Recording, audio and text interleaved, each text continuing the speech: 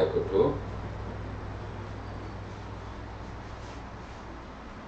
প্ৰাৰ্থনা কৰি স্বৰ্গত থকা মহান পিতৃ ঈশ্বৰ, তোমাৰ আচৰিত প্ৰেম আৰু মহা অনুগ্ৰহৰ কাৰণে, মহা পৰিত্ৰাণৰ কাৰণে ধন্যবাদ। তুমি আমাক পৰিত্ৰাণ দিলা, তোমাৰ সন্তান কৰিলা, আমাৰ পাপবোৰ ধুই বৰফৰ দৰে বগা কৰিলা, তাৰ বাবে ধন্যবাদ। হে ঈশ্বৰ, তোমাৰ সেই আচৰিত প্ৰেমৰ কথা এতিয়াও অনেক মানুহ আছে, তেওঁলোকে বুজি নাপায়, তেওঁবিলাকে বিশ্বাস নকৰে। কিছুমানে শুনিলেও বিশ্বাস নকৰে, কিছুমানে শুনাই নাই আৰু তেওঁলোকৰ ওচৰলৈকে যাবই নোৱাৰোঁ।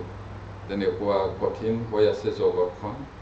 হ'লেও আমি যেন হাঁহিৰে সুবাৰ্তা প্ৰচাৰ কৰিব পাৰোঁ আৰু সকলো মানুহে যেন হয়তো জানি অনন্ত জীৱনৰ ভাগী হয়। প্ৰভুৱে এনে আশীৰ্বাদ কৰা। আমি যিমানেই ইয়াত গোট খাইছোঁ, আটাইৰে ওপৰত তোমাৰ অনুগ্ৰহ হওক। কিছুমানে নৰিয়াৰ কাৰণে আহিব পৰা নাই, তুমি তেওঁলোকক আশীৰ্বাদ কৰিবা। তোমাৰ আশীৰ্বাদ আৰু উপস্থিতি উপলব্ধি কৰিবলৈ, আৰু যিসকলে পৰীক্ষিত হৈ আছে তেওঁলোকক জয়ী হ'বলৈ সহায় কৰা। বাকী সময় প্ৰভু তোমাৰ হাতত ৰাখিছোঁ, প্ৰাৰ্থনা যীশু নামত খুজিছোঁ। মথিয়ে লিখা 4 অধ্যায়, Matthew chapter 4 verses 12 to 17. মই 12 to পঢ়িছোঁ। পাছে যোহন সমৰ্পিত হোৱাৰ কথা শুনি তেওঁ গালিললৈ গ'ল। আৰু নাচৰত এৰি জবুলুন আৰু নফতালীৰ সীমা সমুদ্ৰৰ তীৰত থকা কফৰনাহমলৈ গৈ বাস কৰিলে। যীশুৱে ভাৱবাদীৰ দ্বাৰাই যি বচন কোৱা হৈছিল বোলে, জবুলুন দেশ আৰু নফতালী দেশ, সমুদ্ৰৰ ওচৰৰ পথ আৰু জৰ্দানৰ সিফালে থকা অঞ্চল, প্ৰজাতিবিলাকৰ গাড়ী। অৰ্থাৎ যিবিলাকে অন্ধকাৰত বহি আছিল তেওঁবিলাকে মহাজ্যোতি দেখিবলৈ পালে, আৰু যিবিলাক মৃত্যুৰ দেশ আৰু ছায়াত বহি আছিল তেওঁবিলাকৰ ওপৰত জ্যোতি উদয় হ'ল। সেই বচন সিদ্ধ হ'বলৈ এইদৰে ঘটিল। এই কালৰে পৰা যীশুৱে ঘোষণা কৰিবলৈ ধৰিলে, বোলে মন পালোৱা, স্বৰ্গৰাজ্যৰ ওচৰ হ'ল। ধন্যবাদ। যীশুৱে প্ৰচাৰ কৰিবলৈ ধৰিলে, আৰম্ভ কৰিলে বুলি কৈছে। ইয়াত যীশুৰ জন্ম হোৱাৰ 700 বছৰৰ আগতে এই যীশুৱে ভাৱবাদীৰ যোগেদি ঈশ্বৰে যীশুৰ আগমনৰ বিষয়ে ভাৱবাণী কৰিছিলে। এতিয়া সেই বচনটো সিদ্ধ হ'বলৈ বুলি কৈছে। জবুলুন আৰু নফতালী পৰজাতিবিলাকৰ ঠাই, আৰু তেওঁলোকে মহাজ্যোতি দেখিবলৈ পালে। এতিয়া দিনত শাসন কৰিবলৈ বেলি, ৰাতি পোহৰ দিবলৈ শাসন কৰিবলৈ জোন। যীশুক বেলিৰ লগত তুলনা কৰা হৈছে। এইটো মহাজ্যোতি, মহাপোহৰ, এইটো তেওঁৰ বিষয়ে কৈছিলে। এইদৰে মহাজ্যোতি উদয় হ'ল বুলি কৈছিলে। সেই বচন মানে সেই ঈশ্বৰৰ বাক্যটো সিদ্ধ হ'বলৈ এইদৰে ঘটিল। সেই দিনৰে পৰা প্ৰভু যীশুৱে সুবাৰ্তা প্ৰচাৰ কৰিবলৈ ধৰিলে। তাৰপিছত আৰম্ভণি কথাটো কি আছিলে? যীশুৱে কি কৈছিলে? বাইবেলে কি কয়?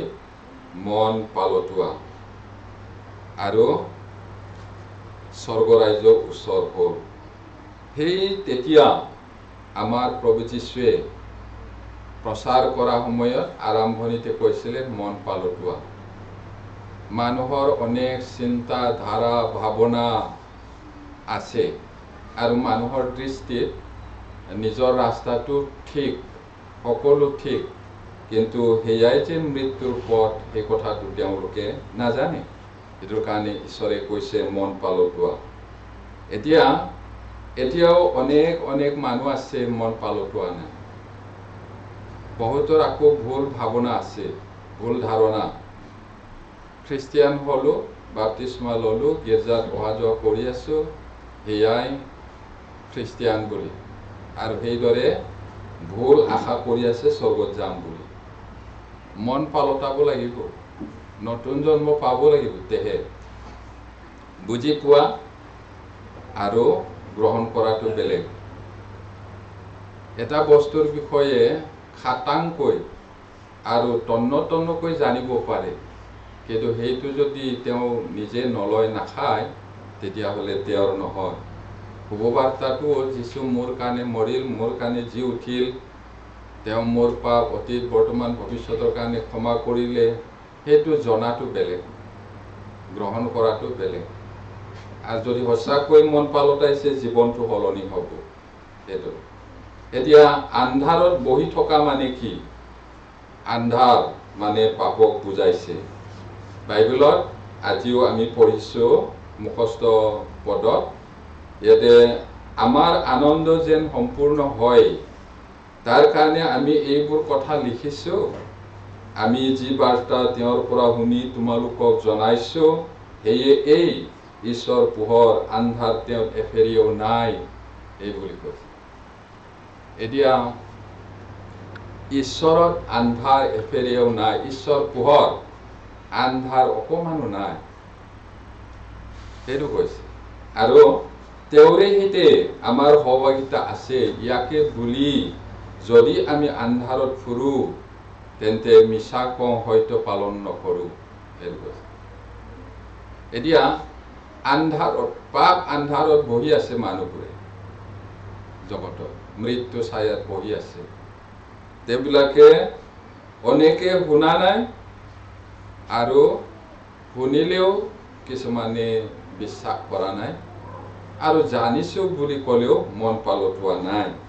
এইদৰে স্বৰ্গত নোসোমায়। স্বৰ্গত সোমাবলৈ হ'লে সৰু ল'ৰাৰ নিচিনা মন লৈ মন পালটাব লাগিব, আৰু প্ৰভুৱে কৰা কৰ্মটো একচেপ্ট কৰিব লাগিব 100%। সেইটো বাইবেলে কৈছে জগতলৈ পোহৰ আহিল, কিন্তু জগতে তেওঁক পৰাভূত নকৰিলে। জগতে পোহৰতকৈ আন্ধাৰকহে ভাল পালে, এই বুলি বাইবেলত কৈছে। জগতলৈ পোহৰ আহিল মানে মানুহবিলাকৰ মাজত, পৃথিৱীত ঈশ্বৰ আহিল, কিন্তু জগতে পোহৰতকৈ আন্ধাৰক ভাল পালে, পোহৰতকৈ আন্ধাৰক মৰম কৰিলে। মানুহবিলাকে ঈশ্বৰতকৈ শয়তানকহে মৰম কৰিলে, এইটো কৈছে। এতিয়া শয়তানক মৰম কৰা মানুহবিলাকে জানো ঈশ্বৰৰ ওচৰলৈ যাব? কিন্তু তেওঁলোকেও ভাবি আছে আমি স্বৰ্গত যাম, বাট চাই আছে, প্ৰাৰ্থনা কৰি আছে। আমাতকৈ দিনে নাখাই নগৈ বাট চোৱা বহুত মানুহ আছে। যীশুৰ কাম কৰিছে বুলি অনেকে জেলত আছে, কিন্তু হেৰ' হাৱে পোৱা হোৱাত মই তহঁতক চিনি নাপাওঁ বুলি লাষ্টত যদি কয়, কি হ'ব? আমাৰ মাজতো বুজিছো, জানিছো, মই জানো নহয় বুলি ক'লেও সঁচা হয়নে নহয়? স্বৰ্গটো আমাৰ ককা দেউতাৰ নহয়, মামাৰ ঘৰ নহয়, আইতাকৰ ঘৰ নহয়। ইচ্ছামতে সোমাব, আহিব, যাব। এফেৰিও আন্ধাৰ নাই, সৰিয়হ গুটিৰ সমানো পাপ নাই স্বৰ্গত। যাৰ লগত সৰিয়হ গুটিৰ সমান পাপ থাকে, সি কোনোমতে সোমাব নোৱাৰে। এইটো ক'ব নোৱাৰিব যে মই পৃথিৱীত থাকোঁতে আপোনাৰ কাম কিমান কৰিলোঁ। এইটো পাক্কা লিখা আছে বাইবেলত। এইদৰে ক'ব, এইদৰে ক'ব। আৰু প্ৰভুৱে কি ক'ব, কাৰ বিষয়ে কৈছে? তেওঁলোকেও ঈশ্বৰৰ কাম বুলি কৰিছিলে, যীশুৰ নামতে প্ৰচাৰ কৰি তেওঁলোকে জীৱন অতিবাহিত কৰিছিলে, লাষ্টত সোমাবলৈ নাপালে। আৰু যদি আমাৰ মাজৰ পৰা তেনেকুৱা হৈ গৈ, তেওঁৰ নিচিনা দুৰ্ভগীয়া আৰু নাই। অনন্তকলীয়া দুৰ্ভগীয়া দৰিদ্ৰ, ডাল দৰিদ্ৰ হ'ব। এই জগতৰ মানুহবিলাক নাজানি পেলাই যাব, জগতৰ নামধাৰী খ্ৰীষ্টিয়ানবিলাকে নাজানি যাব। আমাৰ মাজৰ পৰা জানো কৈ পিনি যদি পিছল খাই, ঘাট নাচাপি ঘাটৰ পৰা যদি উভতি যায়, তেওঁৰ নিচিনা দুৰ্ভগীয়া আৰু নহ'ব। এইটো অতি দুখৰ বিষয় হ'ব। বাইবেলে কৈছে ৰাতিৰ অধিক ভাগ গ'ল, দিন ওচৰ চাপিল, এইকাৰণে আহা, পোহৰৰ সাজ পিন্ধি পোহৰৰ কৰ্ম কৰো হওক, আন্ধাৰ এৰি। এতিয়া আন্ধাৰৰ কৰ্ম বুলি ক'লে চোৰ ডকাইত, ঠগ বাজ প্ৰবঞ্চনা, ব্যভিচাৰ, লম্পট আচৰণ, এইবোৰে চলি আছে পৃথিৱীত। সেইবোৰ এৰি পোহৰৰ সাজ পিন্ধক বুলি কয়। পোহৰৰ সাজ মানে ঈশ্বৰৰ সাজ, ঈশ্বৰৰ কাপোৰ কানি, যীশুখ্ৰীষ্টক পিন্ধা বুলি কৈছে। এতিয়া যীশুখ্ৰীষ্টক যদি আমি পিন্ধো, যীশুৱে কি পিন্ধিছিলে? মৰম, দয়া, ধাৰ্মিকতা, ন্যায়, শুভবাৰ্তা প্ৰচাৰ কৰা, এইবিলাকে তেওঁ কৰিছে। কাকো অন্যায় কৰা নাছিলে, সেইটো পোহৰৰ পোচাক। এতিয়া এনেকে যীশুৱে আকৌ তেওঁলোকক ক'লে, মই জগতৰ পোহৰ, যিজন মোৰ পাছে পাছে আহে তেওঁ আন্ধাৰত নুফুৰি জীৱনৰ পোহৰ পাব বুলি কৈছে যীশুৱে। ময়ে জগতৰ পোহৰ মানে কি? এই যে যীশুৱে ভাৱবাদীয়ে কৈছিলে, ইয়াত জবুলুন, নফতালি দেশৰ মানুহবিলাক যিসকল মৃত্যু ছায়াত বহি আছিল, তেওঁলোকে মহাজ্যোতি দেখিবলৈ পালে, পোহৰ দেখিবলৈ পালে, ঈশ্বৰক দেখিলে তাৰমানে। এতিয়া যীশুৱে কৈছে, মই জগতৰ পোহৰ, যিজন মোৰ পাছে পাছে আহে তেওঁ আন্ধাৰত নুফুৰি জীৱনৰ পোহৰ পাব। মই ঈশ্বৰ, যিজনে মোৰ পাছে পাছে আহে তেওঁলোকে আন্ধাৰত নুফুৰি, শয়তানৰ লগত নাথাকি জীৱনৰ পোহৰ পাব। আৰু শেষৰ দিনা মই তেওঁক তুলিম। প্ৰতিজ্ঞা বহুত বাৰ আছে, শেষৰ দিনা মই তেওঁক তুলিম, এই বুলি কৈছে। ইয়াৰ অৰ্থ হ'ল শয়তানৰ অধীনত থকা, আন্ধাৰত থকা মানে শয়তানৰ অধীনত থকা। আমি পাচনি কৰ্ম 26 অধ্যায় 18 পদটো চাওঁ। Acts 26:18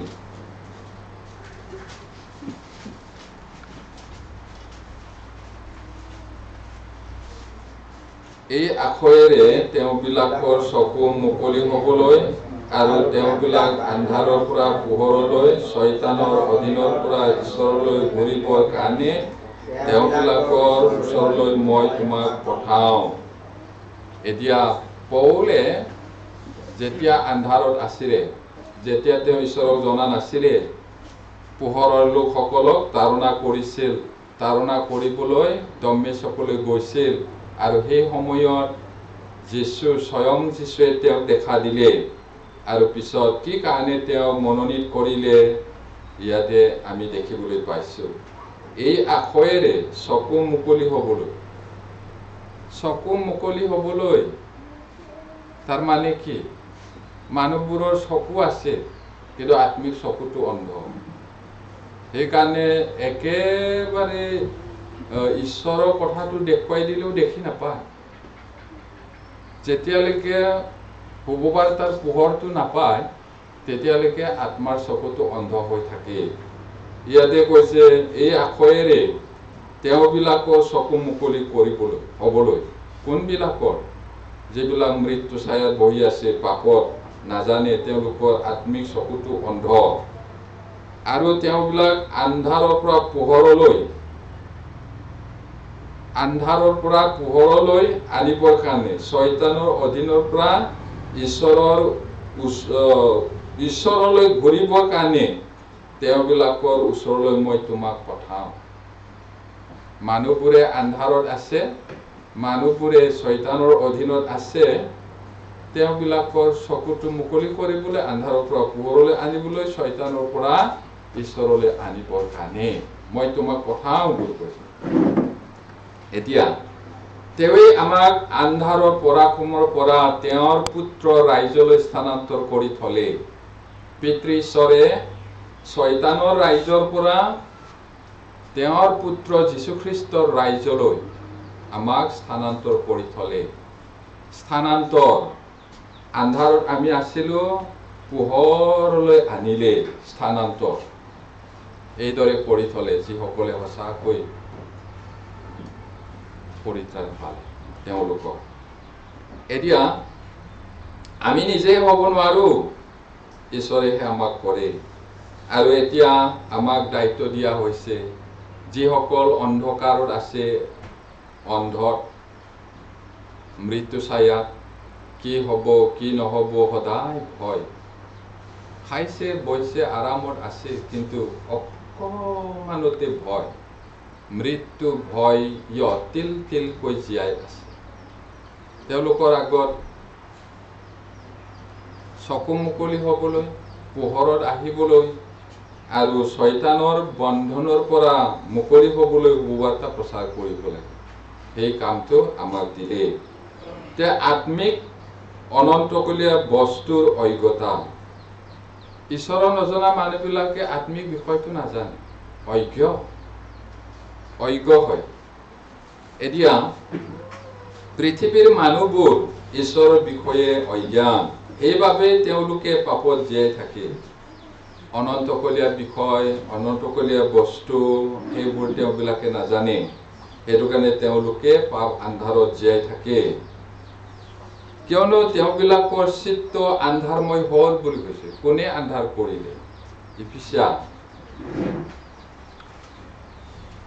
4:18 পদ। এফিছিয়ান্স 4:18। এফিছিয়ান্স 4:18। কিয়নো তেওঁবিলাকৰ চিত্ত আন্ধাৰময় হ'ল আৰু তেওঁবিলাক নিজ নিজ হৃদয়ৰ কঠিনতাৰ দ্বাৰাই হোৱা তেওঁবিলাকৰ আন্তৰিক অজ্ঞানতাৰ কাৰণে ঈশ্বৰে দিয়া জীৱনৰ ভাগি নহ'ল। ইয়াত বহুত আচৰিত কথা কৈছে প্ৰিয়সকল। কিয়নো তেওঁবিলাকৰ চিত্ত আন্ধাৰময় হ'ল। পাপত চিত্ত হৃদয়টো আন্ধাৰ হ'ল। চিত্ত চকু, হৃদয়ৰ চকুটো, আত্মাৰ চকুটো আন্ধাৰ। আৰু তেওঁবিলাক নিজ নিজ হৃদয়ৰ কঠিনতাৰ দ্বাৰা কেলে অন্ধকাৰ হ'ল, কেলে অন্ধ হ'ল? মনটো কঠিন, বিশ্বাস নকৰে। আৰু কি কৈছে? কঠিন কৰাৰ দ্বাৰাই তেওঁবিলাকৰ আন্তৰিক অজ্ঞানতাৰ কাৰণে অন্তৰত আত্মিক বিষয়, ঈশ্বৰৰ বিষয় জ্ঞান নাই। সেইটোৰ কাৰণে কি হ'ল বুলি কৈছে? ঈশ্বৰে দিয়া জীৱনৰ ভাগি নহ'ল। ইয়াত জীৱন মানে অনন্ত জীৱন। ঈশ্বৰে অনন্ত জীৱন সকলো মানুহকে বিনামূল্যে বিনাদামে দিব বিচাৰিছে। কিন্তু তেওঁলোকৰ চিত্ত চকুটো অন্ধ, তেওঁবিলাকৰ মনটো কঠিন। সেইকাৰণে ঈশ্বৰে দিব বিচৰা অনন্ত জীৱনৰ ভাগি নহয়। ঈশ্বৰৰ দুখ নাই। আৰু অনেক খ্ৰীষ্টিয়ান বুলি কোৱা মানুহবিলাকে যেতিয়া নৰকলৈ যাব, ঈশ্বৰৰ দুখ নাই। বাইবেল আছে, বাইবেলটো পঢ়িবলৈ দিছে। আৰু যিবিলাকে শুভবাৰ্তা শুনি আছে, শুভবাৰ্তাটো বেলেগ বেলেগ শুভবাৰ্তা আছে। হয়তো শুভবাৰ্তাও আছে, অন্য শুভবাৰ্তাও আছে। সঁচা যীশুও আছে, অন্য যীশুও আছে। সেইটো কাৰণে মই বাৰে বাৰে কৈছোঁ, আমাৰ মাজত থাকিও সঁচাটো শুনিও যদি কেনেবাকৈ ঘাট নাচাপি ঘাটৰ পৰা উভতি যায়, তেওঁৰ নিচিনা দুৰ্ভগীয়া আৰু নাই। সেইটো এতিয়া আত্মিক চকুটো অন্ধ আছিলে তেওঁলোকৰ, সেইটোৰ কাৰণে দেখি নাপায়। আত্মিক কাণটোও কলা, সেইটো কাৰণে শুনি নাপায়। যিমান চিঙৰি পেলাই ক'লেও 2 ঘণ্টা 3 ঘণ্টা চেমিনাৰ কৰে, নুশুনে। এতিয়া কি কৈ আছে মানুহজনে? পাষ্টৰে কি কয়? মোৰ চকু আছে, মই ইমান শিক্ষিত হয়, মই চব জানো, কেলে নাজানা কথা কয়? মই কোৱা নাই, বাইবেলে কৈছে আত্মাৰ অন্ধ। যিচয়া প্ৰমাণটো নহ'লেতো মিছা বুলি ভাবে মানুহে। সেইকাৰণে ঈশ্বৰে অনেক প্ৰমাণ ৰাখিছে, তৎসত্বেও বিশ্বাস নকৰে। আৰু কি কৰিব পাৰি ঈশ্বৰে? আৰু কি কৰা যায় বুলি কৈছে? সকলো কৰাৰ পিছতো যদি বিশ্বাস নকৰে, গ্ৰহণ নকৰে, ঘূৰি নাহে, কি কৰিব পাৰে? মন নহ'লেও নৰকত পঠাব লাগিব। Jesaja 43 অধ্যায় Isaiah 43 verse 8 Isaiah 43 verse 8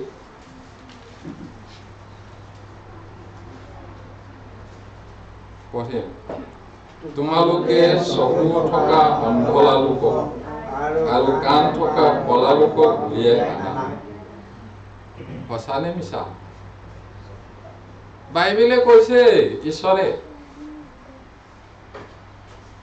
কিছুমানে বুজি নাপায় হয়নে নহয় বুলি আকৌ ভাবিব পাৰে ইয়াত বহি থাকিলেও মনটো কৰবাত থাকিলে একো আশীৰ্বাদ নাপায় ধাৰাসাৰ বৰষুণ পৰি থাকিলেও বাল্টিটো উল্টাকৈ থৈ দিলে এনে চিটিকণিটো লাগিব পাৰে নোসোমাব একো লাভ নহ'ব তেনেকুৱা মানুহ পুৰণি নিয়মতো আছিলে এতিয়াও আছে আৰু থাকিব শেষলৈকে নহ'লে যীশুৱে নকলেহেঁতেন এইটো ইয়াত কি কৈছে তোমালোকে চকু থকা অন্ধলা চকুটো আছে কোনটো অন্ধ আকৌ তেতিয়াহ'লে আত্মিক চকুটো অন্ধ কাণটো আছে সকলোৰে কাণ আছে দুখন মানুহ মাত্ৰে কাণ দুখন আছে মানুহ মাত্ৰে চকু আছে এক দুজনৰ বাহিৰে এক দুজনটো কিবা এটা ভুলৰ কাৰণে কাণ নোহোৱাকৈ জন্ম হ'ব পাৰে নাইবা চকু অন্ধ হৈ জন্ম হ'ব পাৰে স্বাভাৱিকতে মানুহটো চকু দুটা আছে আৰু কাণ আছে কিন্তু ইয়াত কেলে এনেকৈ ক'লে চকু থকা অন্ধলা লোকক কাণ থকা কলা লোকক উলিয়াই আনা কেনেকৈ উলিয়াই আনিব শুভবাৰ্তা প্ৰচাৰ কৰিলে কিছুমানৰ হৃদয়টো হয়তো জানিবলৈ হেঁপাহ কৰে তেতিয়া পবিত্ৰ আত্মাই তেওঁ বুজাই দিব বুজি পালে ওলাই আহিব তেওঁৰ চকুটো মুকলি হ'ব হৃদয়ৰ চকু হৃদয়ৰ কাণটো আত্মিক কাণটো মুকলি হ'ব শুনি পাব ইফাতা বুলি প্ৰভুৱে কৈছে মুকলি হোৱা ববা আৰু কলা ববা মানুহটো কাণো কলা কৰে বেছি ভাল এতিয়া ইফাতা মানে খোল খোৱা এইদৰে ঈশ্বৰে খুলি দিয়ে আৰু আত্মিক কথাটো বুজি পায় এতিয়া মৃত্যুৰ অঞ্চল আৰু ছাদ বহি থকা সকল বুলি কৈছে পৰিত্ৰাণ পোৱাৰ আগতে আমি আন্ধাৰ আৰু মৃত্যু ছায়াত বহি আছিলো আমি আশাহীন মানুহ আছিলো আমাৰ কোনো আশা নাছিল যিমানে গৌৰৱ নকৰক আশা নাছিল একো আশা কিন্তু আমাৰ আশাটো ঈশ্বৰ মানুহৰ ধন সম্পত্তি জ্ঞান বিদ্যাত হ'ব পাৰে কিন্তু মোৰ আশা মোৰ জিহুৱাতহে বুলি কৈছে বাইবেলত ঈশ্বৰ বিশ্বাসী হ'ব আপোনাৰ আশাটো ক'ত সম্পত্তি দুপনি বালি ল'ৰা ছোৱালী কালি পৰহি দেউকা লগাই বাই বাই বুলি ক'ব আপোনাৰ শক্তি সেইটোও ঘৰ ৰখীয়াবিলাকে কমজোৰ হৈ যাব জাত পিহা তিৰোতাবিলাক কমি যাব খেৰিকিও আন্ধাৰ হ'ব কি কৈছে মানুহক ঘৰৰ লগত তুলনা কৰিছে ঘৰ ৰখীয়া মানে ভৰিটো দুৰ্বল হ'ব সৰু আলিটোকে পাহাৰ বুলি ভাবি আপোনাৰ আশা যদি সেইবোৰত হয় সেইটো দুপনি বালি টকা পইচা নেকি টকা পইচা যদি হয় কুৰৰ পক্ষীৰ দৰে দেউকা লগাই উৰি যাব যদি বুজা নাই যিদিনাখন উৰি যাব আপোনাৰ পৰা তেতিয়া বুজিব যেতিয়া বুজিব তেতিয়া পলম হৈ গ'ল এতিয়াই বুজা উচিত এতিয়া গীতমালা 107 Psalms 107 Psalms 107 10-11 কোনোৱে দুখত পৰি আৰু লোহাৰ শিকলি বন্ধ হৈ আন্ধাৰ আৰু মৃত্যু ছায়াত বহি আছিল কাৰণ এইবিলাকে জিহুৱাৰ বাক্যৰ বিৰুদ্ধে আচৰণ কৰিলে আৰু সৰ্বপুৰি জনাৰ মন্ত্ৰণাত তুচ্ছ জ্ঞান কৰিলে এতিয়া দুখত পৰি লোহাৰ শিকলি বন্ধ হৈ আন্ধাৰ আৰু মৃত্যু ছায়াত বহি আছিল পাপৰ শিকলিত পাপৰ মৃত্যু ছায়াত বহি আছিল এতিয়া ঈশ্বৰৰ বাক্য সৰ্বোপৰি জনাৰ ঈশ্বৰৰ বাক্যটো তুচ্ছ জ্ঞান কৰে মানুহ। কেলে পাপ হৈছিলে? পাপ মানে আইন ভংগ কৰা। ঈশ্বৰে প্ৰথম মানুহক এটাহে আজ্ঞা দিছিলে, এটাহে আইন। সকলো ফল মূল স্বচ্ছন্দে খাব পৰা এডাল গছ, যিটো গছৰ ফলে ভাল বেয়া জ্ঞান দিয়ে, সেইটো ফল হলে নেখাবা, যিদিনা খাবা মৰিবা। এটাহে নাখাবা, খালেই মৰিবা। কিন্তু কি কৰিলে? পোহৰতকৈ আন্ধাৰক মৰম কৰিলে। এতিয়া পোহৰ মানে ঈশ্বৰ, আন্ধাৰ মানে শয়তান। এজনীহে ছোৱালী, দুটা ল'ৰা। কাক পচন্দ কৰিব? ঈশ্বৰ স্বামী হ'ব লাগিছিলে, মালিক। কিন্তু শয়তানক বাছি ল'লে মানুহে। সেইটো আজ্ঞা লংঘন। আৰু তেতিয়াৰ পৰাই সৰ্বোপৰি জনাৰ বাক্যটো তেওঁলোকে অগ্ৰাহ্য কৰাৰ কাৰণে, নেখাবা, খালে মৰিবা। শয়তানে কৈছে একো নহয়, দৰাচলতে তোমালোকে নমৰা নহয়। ঈশ্বৰৰ নিচিনা ভাল বেয়া জ্ঞান দিওঁ, জ্ঞান জানিবা। আৰু ঈশ্বৰক আদম আৰু হাৱাই দেখিছিলে, কিমান আচৰিত আমি নাজানো। বাইবেলত কোৱা নাই জানো আশ্চৰ্য বুলি? আশ্চৰ্য হয়। যাকোবে যুদ্ধ কৰা সময় সুধিছিলে, তোমাৰ নাম কি? মোৰ নাম কেলে সুধিছা? আশ্চৰ্য হয়। আমি যেতিয়া তেওঁ লগ পাওঁ, আমি আচৰিত তেওঁৰ শ্ৰীমুখটো দেখিম আৰু অনন্তকাল তেওঁৰ লগত থাকিম। আটাই মানুহে ঈশ্বৰক চাবলৈ মন, ঈশ্বৰৰ নিচিনা হবলৈ মন হোৱাৰ কাৰণে ঈশ্বৰৰ কথা নাখাবা কোৱাটো খালে। আৰু সেইদিনাৰ পৰাই তেওঁবিলাক আন্ধাৰত থাকিব লগা হ'ল, শয়তানৰ অধীনলৈ গ'ল, আন্ধাৰ মৃত্যু ছায়াত বহিলে। এটা ডাঙৰ পোহৰ, আমি যি বাৰ্তা তেওঁৰ পৰা শুনি তোমালোকক জনাইছো, সেয়ে এই ঈশ্বৰ পোহৰ আৰু আন্ধাৰ তেওঁৰ এফেৰিও নাই। জন দা বিলাবেড কয়, সেই প্ৰিয় জহনে কৈছে তেওঁ যীশুৰ লগত আছিল আৰু শিষ্যবিলাকৰ মাজত তেওঁৱেই আটাইতকৈ সৰু আছিলে বুলি।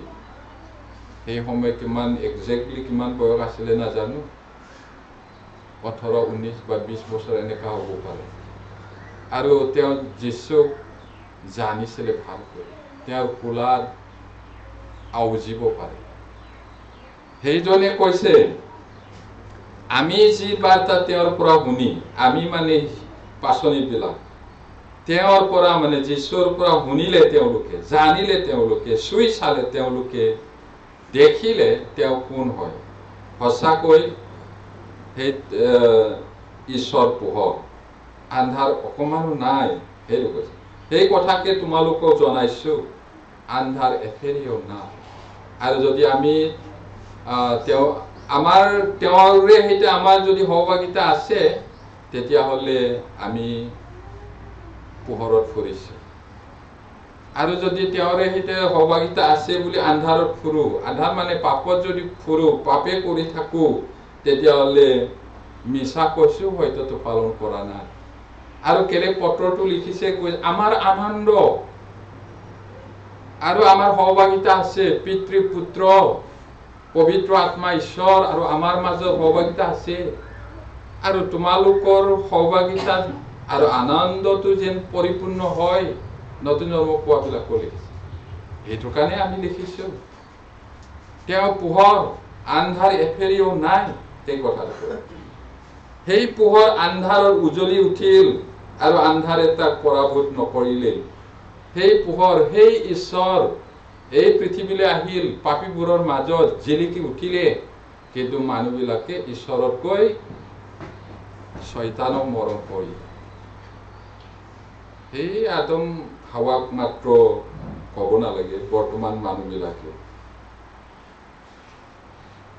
এতিয়া যোহন নিজে সেই পোহৰ নাছিল আমি যোহন দুবকৰ কথাও আগতে বস্তাৰি কৰি সেই যোহন দুবক নিজে পোহৰ নহয় মানে নিজে ঈশ্বৰ নহয় সেই আহিব লগা ত্ৰাণকৰ্তাও নহয় সেই আহিব লগা জনৰ বিষয়েহে সাক্ষ্য দিবলৈ আহিছে যোহন দুবক এতিয়া তেওঁ পোহৰৰ বিষয়ে সাক্ষ্য দিবলৈ আহিছিল মানে যীশুৰ বিষয়ে সেই পোহৰ জগতলৈ আহিল সকলো মানুহকে পোহৰ দিয়া সেই সত্য পোহৰ আছিল যীশু কিন্তু মানুহবিলাকে তেওঁতকৈ আন্ধাৰকহে ভাল পালে শয়তানক ভাল পালে এতিয়া ইয়াৰ পিছত যীশুৱে আকৌ মানুহবিলাকৰ আগত কথা ক'বলৈ ধৰিলে জগতৰ পোহৰ যিজন মোৰ পাছে পাছে আহে তেওঁ আন্ধাৰত নফুৰি পোহৰত ফুৰিব পোহৰ পাব এইদৰে কৈছে এতিয়া যিকোনোৱে মোৰ বিশ্বাস কৰে তেওঁ যেন আন্ধাৰত নাথাকে এই নিমিত্তে মই জগতলৈ পোহৰ হৈ আহিলো যিজনে যীশুক বিশ্বাস কৰে সি আৰু আন্ধাৰত নাথাকে শয়তানৰ অধীনত নাথাকে আৰু তেওঁ পোহৰত ফুৰিব যীশুৰ লগত এতিয়া যিসকলে যীশুৰ শুভবাৰ্তাৰ পোহৰ নিজৰ হৃদয়ত গ্ৰহণ কৰিছিল বা কৰিলে তেওঁবিলাক পোহৰৰ সন্তান হ'ল যোহন 1:11-12 Gospel John chapter 1:11-12 পঢ়িম তেওঁ নিজৰ আধিপত্যলৈ আহিল কিন্তু তেওঁ নিজৰ ৰূপে তেওঁ গ্ৰহণ নকৰিলে তথাপি যিমান মানুহে তেওঁ গ্ৰহণ কৰিলে অৰ্থাৎ তেওঁৰ নামত বিশ্বাস কৰিলে এই সকলোকে ঈশ্বৰৰ সন্তান হ'বলৈ তেওঁ ক্ষমতা দিলে এতিয়া জগতখন তেওঁৰেই হয় মানুহবিলাকক তেওঁই বনাইছিলে পৃথিৱীক তেওঁই বনাইছিলে সকলো তেওঁৰেই হয় নিজৰ মানুহবিলাকৰ মাজত আহিল কিন্তু তেওঁৰ নিজৰ মানুহবিলাকে তেওঁক একচেপ্ট নকৰিলে মানুহে সৃষ্টিকৰ্তাকে গ্ৰহণ নকৰিলে যীশুৱে সৃষ্টিকৰ্তা তথাপি তেওঁলোকে তেওঁক গ্ৰহণ নকৰিলে অৰ্থাৎ যীশুক বিশ্বাস নকৰিলে এতিয়া যীশু খ্ৰীষ্ট মুখত ঈশ্বৰৰ গৌৰৱ প্ৰকাশক জ্ঞান ৰূপে দীপ্তি প্ৰকাশ কৰিবলৈ ঈশ্বৰে কৈছিলে কিয়নো আন্ধাৰৰ মাজৰ পৰা পোহৰ প্ৰকাশিত হ'ব সেই ঈশ্বৰে আমাৰ হৃদয়ত পোহৰ প্ৰকাশ কৰিলে এইটো সঁচাকৈ পৰিত্ৰাণ নোপোৱা মানুহটো বহুত আন্ধাৰত থাকে ঘূপ মৰা আন্ধাৰত বুজি নাপায় তেওঁলোকে অনেক কথাই নাজানে এতিয়া এফিচিয়া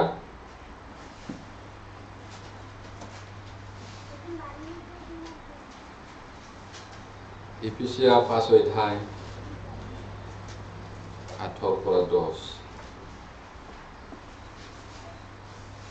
কিয়নো পূৰ্বে তোমালোক আন্ধাৰ আছিলা কিন্তু এতিয়া প্ৰভুৰ পোহৰ হৈছা প্ৰভুৰ সন্তোষজনক কি পৰীক্ষাৰ দ্বাৰাই তাৰ নিৰ্ণয় কৰি পোহৰৰ সন্তানবিলাকৰ আচৰণ কৰা কিয়নো সকলো মংগল ভাৱ ধাৰ্মিকতা আৰু সত্যতাৰো পোহৰত ফল প্ৰকাশিত হ'ব ধন্যবাদ এতিয়া ইয়াতে যিমান পত্ৰ আছে সকলো অলৰেডি পৰিত্ৰাণ পোৱা বা নতুন জন্ম পোৱা মানুহবিলাককহে লিখা হয় পত্ৰটো এতিয়া ইয়াত কি কৈছে কিয়নো পূৰ্বে তোমালোক আন্ধাৰ আছিলা পাপত আছিলা পাপী আছিলা এতিয়া প্ৰভুৰ পোহৰ হৈছা যিবিলাকে প্ৰভুক পালে সঁচাকৈ গ্ৰহণ কৰিলে তেওঁলোক পোহৰ হ'ল ঈশ্বৰৰ সন্তান হ'ল মানে পোহৰ হ'ল সেইটো আৰু প্ৰভুৰ সন্তোষজনক কি কামটো কৰিলে প্ৰভুৱে সন্তুষ্ট হয় আমি বুধবাৰে ৰাতি চাই আছো ঈশ্বৰৰ সন্তোষজনক এই বিষয়টো ঈশ্বৰৰ সন্তোষজনক বস্তু যিবিলাকে শুনিছে জানো এতিয়া কি কৈছে প্ৰভুৰ ঈশ্বৰৰ বা প্ৰভু যীশুৱে কি কৰিলে ভাল পায় পৰীক্ষাৰ দ্বাৰাই নিৰ্ণয় কৰি পোহৰৰ সন্তান বিলাকৰ দৰে আচৰণ কৰা। কোনোবা এজনে কৈছিলে কিছুমান ভাইবিলাকে আন ভাইবিলাকক ইমান সমালোচনা কৰে, ক্ৰিটিচাইজ কৰে, ইমান বেয়া বুলি, ইমান বেয়া। কিন্তু মই দেখিছো তেওঁবিলাকৰ জীৱনটো সেইবিলাকতকৈও একেবাৰে বেয়া বুলি কৈছে।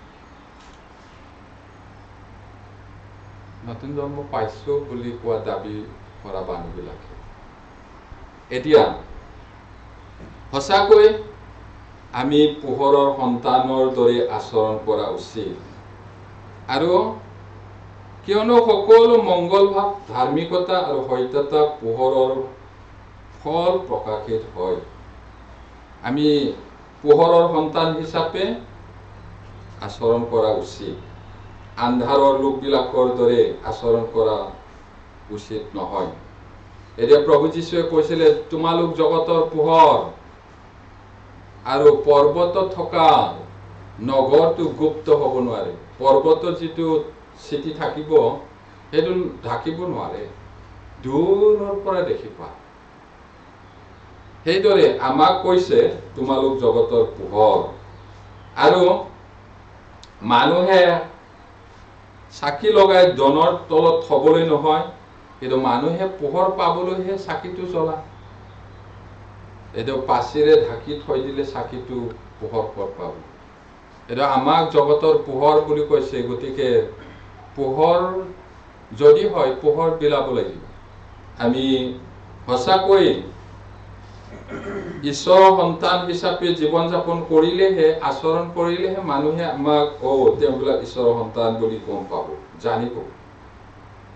আৰু আমাক জগতৰ লোন বুলিও কৈছে।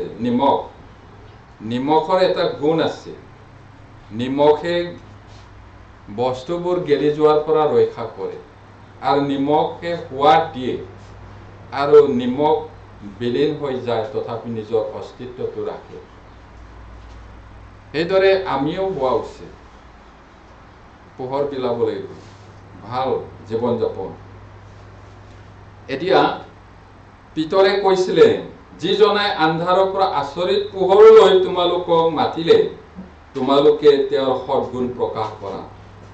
আমাক যে তেওঁ মাতিছে কি কাৰণে? আমাক যে তেওঁ উদ্ধাৰ কৰিলে কি কাৰণে? ঈশ্বৰৰ সৎগুণটো প্ৰকাশ কৰিব লাগিব আমাৰ জীৱনত। এই কাৰণে তোমালোক মনোনীত বংশ, ৰাজকীয় পুৰোহিত, পবিত্ৰ জাতি, ঈশ্বৰৰ বিশেষ লোক এই বুলি কৈছে। আমি বহুতবাৰ শুনিলো এইবোৰ বিষয়, মনতহে নাথাকে। কিন্তু আমি জানিব লাগিব। সঁচাকৈ আপোনালোকে নিজৰ ল'ৰা ছোৱালী মগনিয়াৰ লগত খেলিবলৈ দিব নেকি? তাত পল্টন বজাৰত এই প্লাষ্টিকৰ কিবা তম্বুটো তৰিলে কলা মলা একেবাৰে কাপোৰ কানি নোহোৱাকৈ খেলি আছে।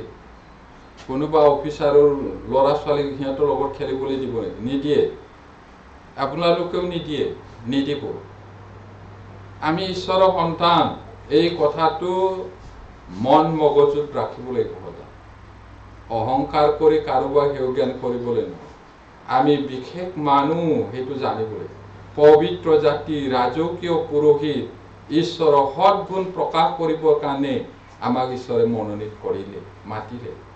সেইটো কোনো অফিচাৰে নিজৰ ল'ৰা ছোৱালীৰ সেই মগনীয়া বিলাকৰ লগত ফুটপাথত শুবলৈ নিদিয়ে। আমাৰ ঈশ্বৰে কি কৈছে? মই পবিত্ৰ, তোমালোকো পবিত্ৰ হোৱা। তোমালোক মোৰ পূজি হবা আৰু মই তোমালোকৰ ঈশ্বৰ হ'ম। যদি পাপৰ লেটিপিটি কৰি থাকে তেতিয়াহ'লে ঈশ্বৰে লাজ পাব। কিছুমান মাক দেউতাকে কি কয়? ই আমাৰ পুত্ৰ বুলি ক'বলৈ আমি লাজ পাইছো। ত্যায্য পুত্ৰ কেনে কয় না নকয়? নালাগে আৰু মোক এই ছোৱালীজনী আমাৰ পৰিয়ালৰ কাৰণে কলংক হয়। উকিল চকিল লগাই পিনি ত্যায্য পুত্ৰী বা ছোৱালী নালাগে। কেলে? কলংক আনিছে বংশত। আমাৰ বংশত, আমাৰ খানদানত এনেকুৱা মানুহ নাই, নালাগে। পেপাৰত দিয়ে ঈশ্বৰ অতি পবিত্ৰ, তিল মানুহ আন্ধাৰ নাই, পাপ নাই। যীশুৰ কথা মনত পৰেনে? কি কৈছিলে? মই পাপী বুলি কোনে প্ৰমাণ দিব পাৰে? বিচাৰক বিলাকেও পাৰা। পিলাতে বিচাৰ কৰিলে নিৰ্দোষী, মৃত্যুদণ্ড পোৱাৰ কোনো যোগ্য নহয়। সেইকাৰণে হেৰদ ৰজাৰ তাত গ'ল, পঠাই দিলে। হেৰদ ৰজাই একো গুদি একো নাপায়, আকৌ পঠিয়াই দিলে। নিৰ্দোষী, আন্ধাৰ এফেৰেও নাই। আমি যদি তেওঁ পিতৃ বুলি মাতো, আমাৰ আচৰণটো কেনেকুৱা? মণ্ডলীৰ মানুহবিলাকে এই ঘুমটিত হাঁহি থাকিব নালাগে। আচলতে ঘুমটিবিলাকত সৰু গামোচা পিন্ধি, সৰু হাফ পেণ্ট পিন্ধি, গেঞ্জিৰে, চিম্পল উদাহৰণত মই কৈছো, এইটো পাপ হয় কিবা হয় কোৱা নাই মই। কিন্তু ঘুমটিত, সৰু ঘুমটিত চাদা মলি বিৰি টানি তাত থাকিলে কি বুলি ক'ব মানুহে? হয় না নহয়? বাইদেউ বিলাকে একেবাৰে সৰু শাৰী পিন্ধি ক'ৰবাত তলু ঘূৰিলে মানুহে কি ক'ব? নাথাকিলেও যি আতে এইটোকে ভালকে শুনিব, জানিব লাগিব। আমাৰ চলিষ্টাৰ, আমাৰ কথা পাতা চব চাব লাগিব। ক'ৰবা ঘুমটি, তিনিআলি, চাৰিআলি মানুহে কি কথা পাতে? বেয়া কথা পাতি পিনি একেবাৰে বিকট চিঙৰ মাৰে। আগত ষ্টিম ইঞ্জিনৰ উকি নিচিনা চিঙৰে। সেইবিলাকতে যদি আপোনালোকেও থাকে, কি বুলি ক'ব? তাচ খেলি আছিল, হেই আপুনি এইটো হেঁচি ওলাইছিলে পাতাটো, এইটো এনেকা কৰি কি বুলি ক'ব মানুহে চালে? সৰু কথা হ'ব পাৰে, একো নহয় নিচিনা। এইটোও হয়। পোহৰ বিলা বুলি কৈছে। নিমখে গেলি যোৱাৰ পৰা ৰক্ষা কৰে। এই জগতটো গেলি আছে পাপত। আমাক জগতৰ নিমখ বুলি কৈছে, ৰক্ষা কৰিব লাগিব। পোহৰ এই তেওঁলোকক শুভবাৰ্তা প্ৰচাৰ কৰে। আৰু নিমখ সকলো বস্তুৰ লগত বিলীন হৈ যায়। তৰকাৰীত দিলে বা চব্জিত দিলে দেখি নাপায়, কিন্তু তাৰ অস্তিত্ব, গুণাগুণটো আছে। মানুহৰ জীৱনৰ সোৱাদ নাই। এতিয়া কি হ'ব কি নহ'ব উতলি থকা পানীৰ নিচিনা হয়। এতিয়া আমি সোৱাদ দিব লাগিব। যেতিয়া ঈশ্বৰৰ বাক্যটো ক'ব, মানুহজনে জীৱনৰ জীয়াই থকাৰ অৰ্থটো গম পাব, জীয়াই থকাৰ উদ্দেশ্যটো জানিব, তেতিয়া সোৱাদ পাবই, নহ'লে সোৱাদ নাই। কিয় আছো, কি কৰে একো নাজানে। মইতো মৰিমেই, তাকো মৰাই লৈ যাম। এইবিলাকে ভাষা, বেয়া কথা হয় না নহয়? না নহয়? শুনি চাওঁ। এতিয়া গীৰ্জাৰ পৰা গোলাই বাছত গ'লে ক'ৰবাত গ'লে শুনিব, বেয়া কথাই শুনি থাকে। আমি তেওঁলোকৰ মাজতে আছো। তেওঁলোকৰ লগত থাকিলেও আমি তেওঁলোকৰ নিচিনা হ'ব নালাগে। সোৱাদ দিব পৰা হ'ব লাগিব মানুহক। এতিয়া আমি বাইবেলৰ অৰ্থনি পঢ়িলো, যি দেশ দুখত বহি আছিল, আন্ধাৰত বহি আছিল, তেওঁলোকে মহাজ্যোতি দেখিবলৈ পালে। যীশুৰ আগমনৰ বিষয়ে কৈছিলে, সেইটো সঁচাকৈ ফলিলে। যীশুৰ বাক্য অনুযায়ী জীৱন, গীতমালা 138।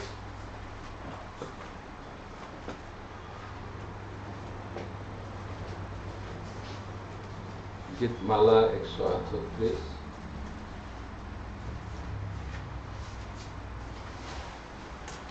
বিপদ। Psalms 138 verse 2. মই তোমাৰ পবিত্ৰ মন্দিৰলৈ মুখ কৰি প্ৰণিপাত কৰিম তোমাৰ দয়া আৰু সত্যতাৰ কাৰণে তেওঁৰ নামৰ ধন্যবাদ কৰিম কিয়নো তোমাৰ সমস্ত নামতকৈও তুমি নিজ বাক্য মনত কৰিলা আমাৰ ইউথ ফেলোশ্বিপত ঈশ্বৰৰ নাম আমি পাইছোঁ বহুত আছে ঈশ্বৰৰ নাম ঈশ্বৰ মাত্ৰ নহয় জিহুৱা বুলি ঈশ্বৰে নিজকে চিনাকি দিছে সেইটো বহুত আছে সকলোবোৰ এতিয়া সময় নাই জিহুৱা জিৰি জিহুৱা নিচি জিহুৱা ধ্বজা ঢেৰ আছে এতিয়া ঈশ্বৰৰ বহুত নাম আছে আশ্চৰ্য বুলিও কৈছে অনন্তকাল স্থায়ী পিতৃ বুলিও কৈছে এতিয়া সেই সকলো নামবোৰতকৈ মহান কৰিলে মহৎ কৰিলে নিজৰ কথা ঈশ্বৰৰ বাক্য তেওঁ ক'লে সেইটো সামফল কৰিবই সিদ্ধ কৰিবই সেইটো কাৰণে আমি তেওঁৰ বাক্যমতে জীৱন যাপন কৰা উচিত তেওঁ আমাৰ লগত থাকিম বুলি কৈছে আছে দিম বুলি কৈছে দিব আশীৰ্বাদ কৰিম বুলি কৈছে কৰিব কিন্তু কি কৈছে তোমালোক যদি মোৰ থাকা মোৰ বাক্যও যদি তোমালোকৰ থাকে তেন্তে যি যি ইচ্ছা কৰা তাক খোজা তাক মই দিম তোমালোক মোৰ থাকা ডালে যেনেকৈ আপোনা আপুনি গতি ধৰিব নোৱাৰে সেইদৰে তোমালোকেও নোৱাৰা মই প্ৰকৃতিৰ ৰেখালতা পৰিত্ৰাণটো বিনামূল্যে বিনাদামে পায় আশীৰ্বাদটো এনে নাপায় চৰ্ত আছে তেওঁৰ লগত থাকিব লাগিব তেহে পাব সেইটো এতিয়া যীশুয়া 7:14 পদত যীশু আহিব বুলি প্ৰতিজ্ঞা কৰিছে সেইটো সামফল হ'ল হোসেয়াত কৈছে মথিত কৈছে মথিত আমি জানো 2 অধ্যায়ৰ পৰা যীশুৰ আগমনৰ বিষয়ে মানে যীশু জন্মৰ বিষয়ে স্বৰ্গদূতবিলাকে কোৱাটো সেইটো সেইদৰে সঁচাকৈ হৈছিলে সেইকাৰণে আমি তেওঁৰ ইচ্ছাৰ দৰে জীৱন যাপন কৰা উচিত প্ৰথম কৰিন্থিয়া ঈশ্বৰৰ বাক্য চলা মানে তেওঁ যিটো কৈছে literally we have to believe what he said সঁচা সঁচিকে আমি বিশ্বাস কৰিব লাগিব তেওঁৰ কথাটো সেইটো হ'ল বিশ্বাস জীৱন প্ৰথম কৰিন্থিয়া 15 অধ্যায় 3-4 পদ পঢ়িম কিয়নো মই যি শিক্ষা পালো তাৰে এই প্ৰধান শিক্ষা তোমালোকক দিলো যে শাস্ত্ৰ অনুসাৰে খ্ৰীষ্ট আমাৰ পাপৰ নিমিত্তে মৰিল আৰু তেওঁ মৈদান দিয়া হ'ল আৰু শাস্ত্ৰ অনুসাৰে তৃতীয় দিনা তোলা হ'ল আমি কেলে বাইবেলখনক বিশ্বাস কৰোঁ বাইবেলখন হ'ল ঈশ্বৰৰ কথা ঈশ্বৰৰ ইতিহাস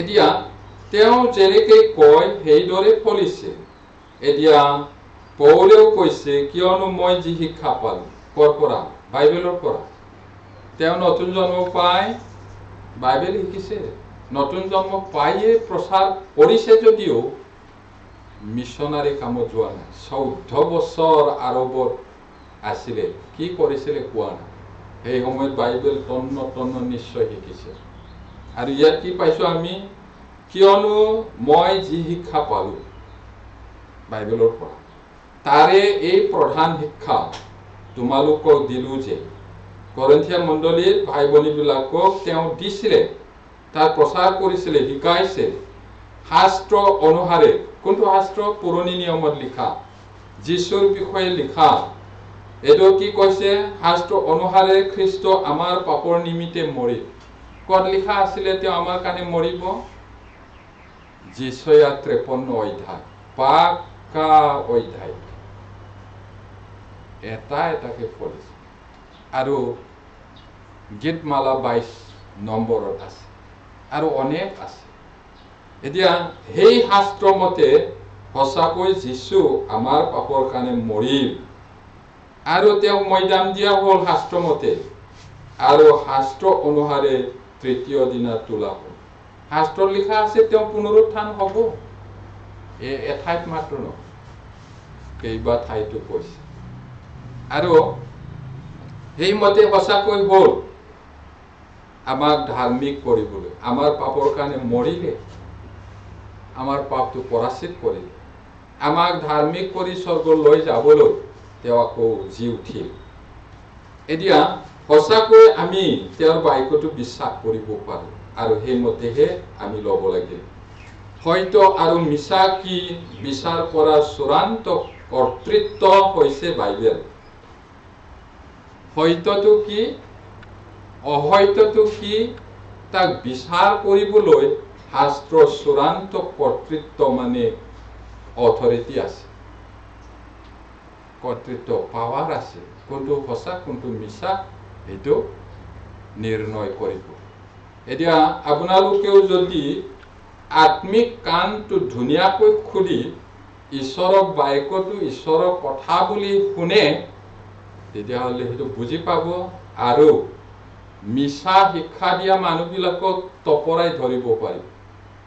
এইটো শাস্ত্ৰত নাই, ই নিজৰ পৰা কৈছে, এই বুলি আত্মাই জানিব লাগিব। ঠগিব নোৱাৰিব। সঁচাকৈ যদি আপোনালোকে বাইবেলৰ কথাটো মনত ৰাখে, মিছা কোৱা মানুহটোক ধৰিব। নিমখ লাগিছে নে নাই, সোৱাদ আছে নে নাই, কিহে পৰীক্ষা কৰে? জিভা, নিমখ লগা, বা ইমান নিমখ কাঢ়া, ইমান টেঙা, কোনে লৈছে? এইটো জিভা। মিছা শিক্ষা দিছে না সঁচা শিক্ষা দিছে, কি উদ্দেশ্য লৈ সি শিক্ষা দিছে, কাণে পৰীক্ষা কৰে। কাণ, আত্মিক কাণে আৰু বুজিব। এতিয়া এতেকে বিধানৰ কৰ্মৰ বিনে বিশ্বাসৰ দ্বাৰাহে মানুহ ধাৰ্মিক হয়।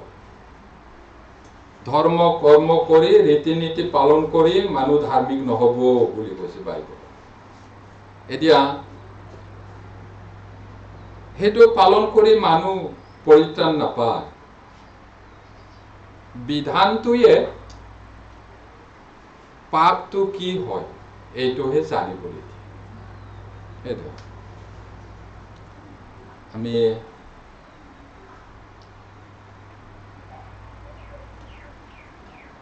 ৰোমিয়া 3 অধ্যায়, Romans 3:28, Romans 3:28,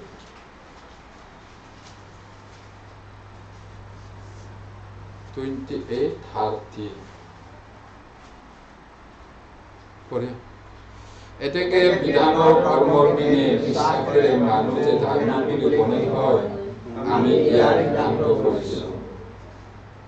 কিয়নো ঈশ্বৰ এজনা হোৱা সুন্নত হোৱাবিলাকক বিশ্বাসৰ কাৰণে আৰু সুন্নত নোহোৱাবিলাকক বিশ্বাসৰ দ্বাৰাহে ধাৰ্মিক বুলি গণিত কৰিব। এটা সিদ্ধান্ত ল'ব পাৰে, বাইবেলে চূড়ান্ত সিদ্ধান্ত বা বিচাৰ কৰিবলৈ ক্ষমতা আছে। এতিয়া ঈশ্বৰ এজনা হোৱাত সুন্নত হোৱাবিলাকক বিশ্বাসৰ কাৰণে, সুন্নত নোহোৱাবিলাককো বিশ্বাসৰ কাৰণে। সুন্নত কৰাবিলাকেও বিশ্বাসৰ দ্বাৰাহে পৰিত্ৰাণ পায়, সুন্নত নোহোৱাবিলাকেও বিশ্বাসৰ দ্বাৰাহে পৰিত্ৰাণ পায়, কৰ্মৰ দ্বাৰাই পোৱা। এতিয়া আকৌ 4 অধ্যায় 3 পদ, 4 অধ্যায় 3 পদ, কাৰণ শাস্ত্ৰই কি কৈছে? অব্ৰাহামে ঈশ্বৰক বিশ্বাস কৰা, এই বিশ্বাস তেওঁলৈ ধাৰ্মিকতাৰ অৰ্থে গণিত হ'ল বিশ্বাসৰ দ্বাৰা। বিধান পালন কৰাৰ দ্বাৰাই নহয়, এটা বিশ্বাসৰ দ্বাৰাই। ঈশ্বৰৰ প্ৰত্যেকটো বচন, ঈশ্বৰৰ প্ৰতিটো কথা তেওঁত আশ্ৰয় লোৱাবিলাকৰ কাৰণে ঢাল। কোনোবাই ধনুকাৰ্মত ঢাল, কোনোবাই দাৱেৰে কাটিছে যদি ঢাল, কোনোবাই যদি খুচিব বিচাৰিছে এইটো ঢাল। ঈশ্বৰৰ বাক্যটো তাৰ কাৰণে ঢাল কৈছে ঈশ্বৰ। তেওঁৰ বাক্যৰ লগত আন কথা লগাব নালাগে, নহলে তুমি মিছলীয়া হবা। তোমাক দুখিব আৰু তুমি মিছলীয়া হবা। যীশুৱে প্ৰচাৰ কৰিবলৈ আৰম্ভ কৰিলে সেই কথাটো আমি আৰম্ভণতে চাইছো এতিয়া মাৰ্কে লিখাত আকৌ যাওঁ মাৰ্কে লিখা 1 অধ্যায় 14-15 পদ Gospel Mark chapter 1 verse 14-15 যোহন সমৰ্পিত হোৱাৰ পাছত যীশুৱে গালিল দেশলৈ গৈ ঈশ্বৰৰ সুবাৰ্তা ঘোষণা কৰি ক'লে কাল সম্পূৰ্ণ হ'ল ঈশ্বৰৰ ৰাজ্য ওচৰ হ'ল তোমালোকে মন পালটোৱা আৰু সুবাৰ্তাত বিশ্বাস কৰা এতিয়া যোহন দুবকক সত্য কথা কোৱাৰ কাৰণেও বেয়া পালে ৰজাই তেওঁ কাকো ভয় কৰা নাই মানুহৰ মুখলৈ চোৱা নাই পাপ যদি কৰিছে তুমি পাপ কৰিছা অন্যায় যদি কৰিছে তুমি অন্যায় কৰিছা এই বুলি ক'লে হেৰোদ ৰজাক গালি দিছিলে পাপ কৰা কাৰণে তুমি ভায়েকৰ ঘৈণীয়েকৰ ল'ব নোপোৱা শাস্ত্ৰত লিখা আছে তেতিয়া সেই তিৰোতাও প্ৰতিজ্ঞা ল'লে তাক সুযোগ পালেই মই বধ কৰিম আৰু ৰজাও ভয় কৰিলে মাৰি পেলাবলৈ কিন্তু জেলত থৈ দিলে এই কথাটো শুনি প্ৰভু যীশুৱে প্ৰচাৰ কৰিবলৈ আৰম্ভ কৰিলে এতিয়া প্ৰভু যীশুৱে প্ৰথম কথাটো কি কৈছে সুবাৰ্তা ঘোষণা কৰি প্ৰচাৰ কৰি ক'লে সময় সম্পূৰ্ণ হ'ল কাল সম্পূৰ্ণ হ'ল মানে কি কাল সম্পূৰ্ণ হ'ল সেই যে আদম হাৱা কৈছিলে আদি পুস্তক 3 অধ্যায় 15 পদত সেই প্ৰতিজ্ঞা আৰু বাইবেলৰ কোৱা কথাটো সিদ্ধ হ'ল সময় হ'ল আৰু তেওঁ আহিল আৰু ঈশ্বৰৰ ৰাজ্য ওচৰ হ'ল ঈশ্বৰৰ ৰাজ্যটো যীশুৱে হ'ল ওচৰ আৰু কি কৈছে তোমালোকে মন পালটোৱা সুবাৰ্তা যেতিয়া প্ৰচাৰ কৰে মন পালটোৰ কথাটো ক'বলৈ পাহৰিব নালাগে তুমি যোনফালে গৈ আছা সেই ৰাস্তাটো মৰণৰ ৰাস্তা মন পালতে ঘূৰি আহা ঈশ্বৰলৈ এইটো মেইন কথা নহলে গোটেইটো ইনফৰমেশ্যনটো মাত্ৰ দি জ্ঞানটো দি একো লাভ নহয় এতিয়া মন পালটোৱা আৰু সুবাৰ্তাত বিশ্বাস কৰা মন পালতাব লাগিব আৰু সুবাৰ্তাৰি এইটো বিশ্বাস কৰিব লাগিব সেইটো আমি ক'ব লাগিব এতিয়া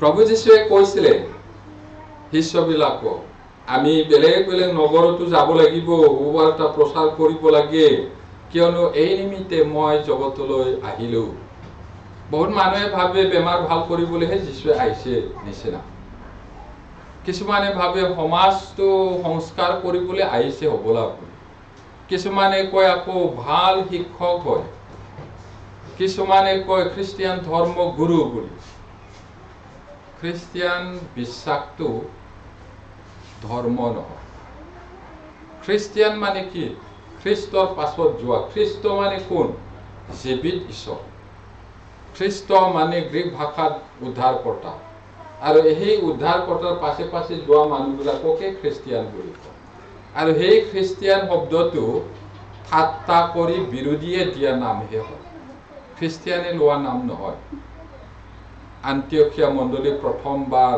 মানুহবিলাকক ঠাট্টা কৰিহে কৈছে খ্ৰীষ্টিয়ান পাৰ্টি এতিয়া জগতৰ স্কুল কলেজত কি ধৰ্ম বুলি ক'লে সেইটো লিখে কিন্তু আচলতে এইটো খ্ৰীষ্টিয়ান ধৰ্ম বুলি নহয় খ্ৰীষ্টিয়ান ধৰ্ম মানে এজন জীৱিত ঈশ্বৰক বিশ্বাস কৰাহে হয় এতিয়া তেওঁ মূলতে তেওঁ অহাৰ উদ্দেশ্যটো আছিলে সুবাৰ্তা প্ৰচাৰ কৰিবলৈ মন পালটোৱা সুবাৰ্তাত বিশ্বাস কৰা সুবাৰ্তা মানে শাস্ত্ৰ মতে যীশু আমাৰ কাৰণে মৰিল শাস্ত্ৰ মতে যীশু মৰাৰ পৰা জি উঠিল আৰু আমাৰ পাপ সকলো মানুহৰ পাপ অতীত বৰ্তমান ভৱিষ্যতৰ আটাইবোৰ ক্ষমা কৰিলে অনন্ত কালৰ কাৰণে সেইটো যিজনে বিশ্বাস কৰে সিয়ে কেতিয়াও শেষ নোহোৱা জীৱন পাব কথাটো জানিলো হয় গোটেইটো জানে ক'বও পাৰে কিন্তু সেই বুলি তেওঁৰ হোৱা নাই সি মন পালতাই গ্ৰহণ কৰিব লাগিব আৰু তাৰ পিছত শাস্ত্ৰমতে জীৱন যাপন কৰিব লাগিব যীশুৰ সন্তোষজনক জীৱন যাপন আৰু সেইদৰে তেওঁ যেনেকৈ তেওঁ পিতৃয়ে পঠাইছিলে তেনেকৈ তেওঁ আমাক পঠাইছে তেওঁ নিজে কৈছে মোক যেনেকৈ পিতৃয়ে পঠালে ময়ো তোমালোকক জগতলৈ পঠাম প্ৰথম মিছনাৰীটো যীশু হয় বহুত ডাঙৰ বিষয় স্বৰ্গৰ পৰা সকলো গৌৰৱ এৰি নিজকে শূন্য কৰি পাপী মানুহৰ ৰূপ লোৱাটো ইজি নহয় সেইদৰে সঁচাকৈ আহিলে বাধ্য হৈ তেওঁ আমাৰ মুক্তিৰ কাৰণে মৰিলে এতিয়া আমাক পঠাইছে আমিও যাবই লাগে সেইটো মণ্ডলীৰ কাম শুভবাৰ্তা প্ৰচাৰ কৰাটো সেইটো তেওঁ আমাক পঠাইছে যোহন 20 অধ্যায়টো চাওক Gospel John 20:21-23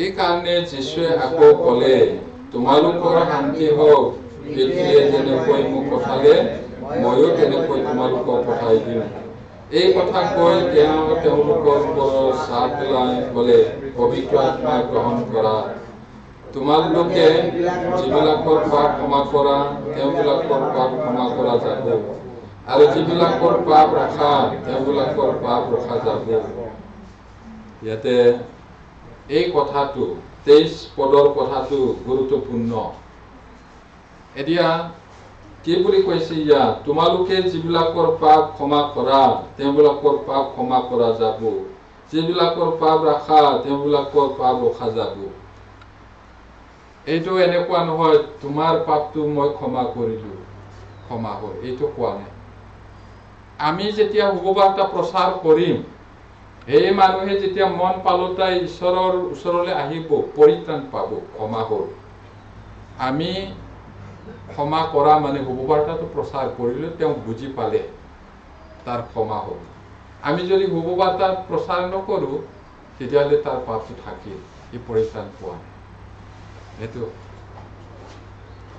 এতিয়া আকৌ প্ৰভু যীশুৱে কৈছিলে তোমালোকৰ ওপৰলৈ পবিত্ৰ আত্মা আহিব আৰু যেতিয়া পবিত্ৰ আত্মাৰ শক্তি পাবা তেতিয়া যাবা বুলি পাচনি কৰ্ম 1:8 পাচনি কৰ্ম 1:8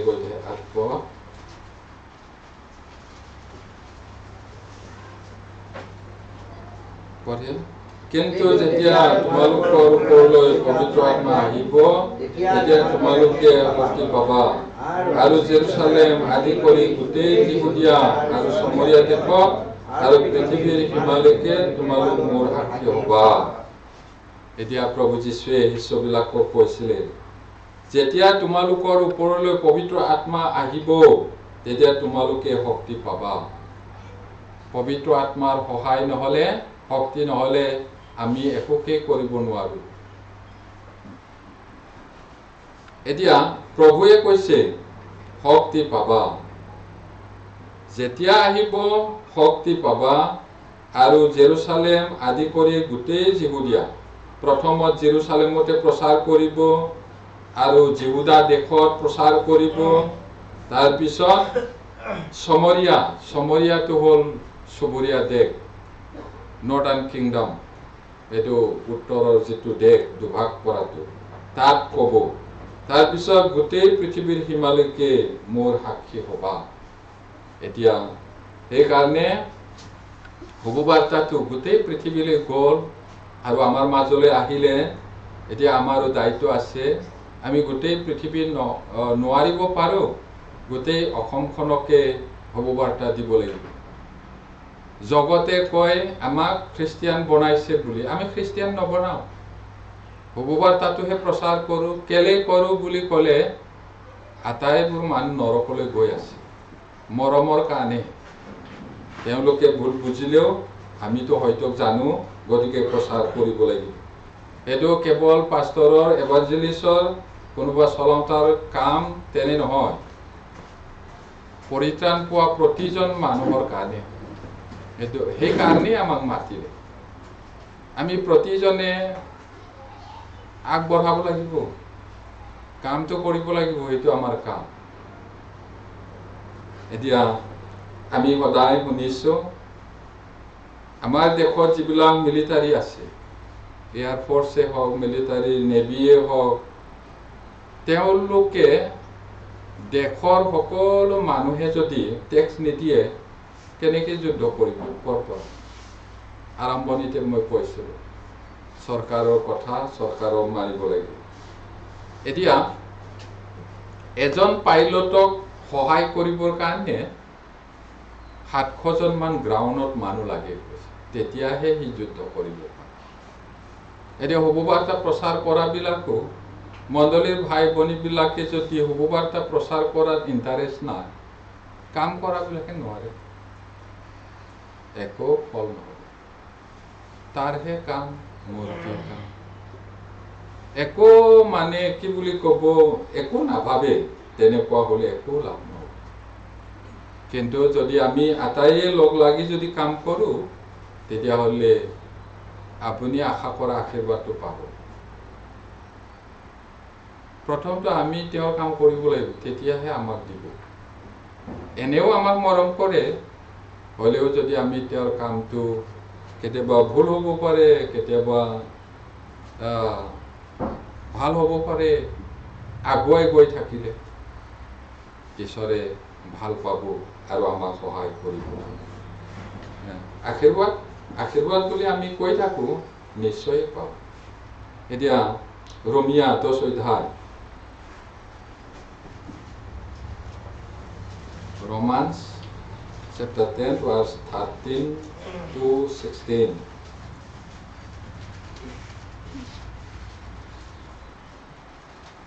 পালানুক্ৰমে পঢ়ি মই 13 পঢ়িছোঁ। কাৰণ যিকোনোৱে প্ৰভুৰ নামত প্ৰাৰ্থনা কৰে তেওঁ পৰিত্ৰাণ পাব। পাছে যিজনাৰ তেওঁবিলাকে বিশ্বাস কৰা নাই, সেইজনাৰ আগত কেনেকৈ প্ৰাৰ্থনা কৰিব? আৰু যিজনাৰ বিষয়ে শুনা নাই, তেওঁনো কেনেকৈ বিশ্বাস কৰিব?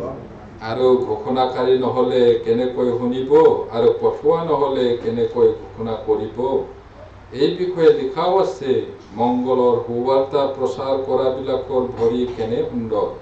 কিন্তু সকলোৱে যে সুবাৰ্তা মানুহে নহয়, কাৰণ ঈশ্বৰে কৈছে, হে প্ৰভু, আমি কোৱা বাৰ্তাক কোনে বিশ্বাস কৰিছে? এতেকে শ্ৰৱণৰ দ্বাৰাই বিশ্বাস আৰু খ্ৰীষ্টৰ বাক্যৰ দ্বাৰাই শ্ৰৱণ হয়। এতিয়া প্ৰিয়সকল কি কৈছে? কাৰণ যিকোনোৱে প্ৰভুৰ নামত প্ৰাৰ্থনা কৰে তেওঁ পৰিত্ৰাণ পাব। এতিয়া কোটি কোটি মানুহ আছে যীশুৰ নামত প্ৰাৰ্থনা কৰে, কিন্তু সঁচাকৈ পৰিত্ৰাণ নাপালে, আত্মাটো নতুন জন্ম নাপালে, যীশু যীশু বুলি কোৱা আটাইয়ে স্বৰ্গত নোসোমাব বুলি কৈছে যে প্ৰভু যীশুৱে। মই কোৱা নাই, কোনোবাই কোৱা নাই, যীশু নিজেই কৈছে, মোক প্ৰভু প্ৰভু কোৱা আটাইয়ে যে স্বৰ্গত সোমাব তেনে। কথাটো কি হয় তেতিয়াহ'লে?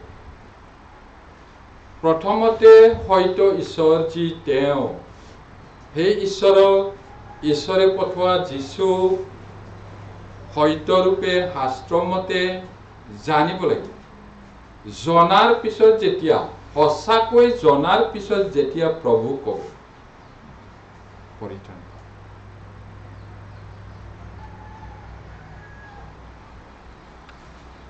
যাৰ হৃদয়ত যীশুৰ আত্মা নাই, তেওঁ যীশুৰ নহয়। আৰু যীশুৰ আত্মা যদি নাই, তেওঁ যীশু প্ৰভু বুলি ক'ব নোৱাৰে। কিন্তু বহুত মানুহ আছে, শুনি শুনি শিকি ধুনীয়াকৈ প্ৰাৰ্থনা কৰিব পাৰে, নতুন জন্ম পোৱা মানুহে যেনেকৈ কৰে তেনেকৈ কৰিব পাৰে, কিন্তু লাষ্টত যদি ঠকাই মহাবিপদ হ'ব। গতিকে আমি সত্যৰূপে শাস্ত্ৰমতে শুভবাৰ্তাটো দিব লাগিব। পাছে যি জনা তেওঁবিলাকে বিশ্বাস কৰা নাই, সেই জনাৰ আগত কেনেকৈ প্ৰাৰ্থনা কৰিব? এতে যুক্তি দিছে পৌলে। আৰু যিজনাৰ বিষয়ে শুনা নাই তেওঁকনো কেনেকৈ বিশ্বাস কৰিব? যদি সঁচাকৈ নাজানে কেনেকৈ প্ৰাৰ্থনা কৰিব? আৰু কেনেকৈ জানিব যদি নুশুনে? যদি বিশ্বাস নকৰে কেনেকৈ কৰিব? সেইটো আৰু 15 পদত আৰু ঘোষণাকাৰী নহলে, প্ৰচাৰক নহলে কেনেকৈ শুনিব? আৰু পঠোৱা নহলে কেনেকৈ ঘোষণা কৰিব?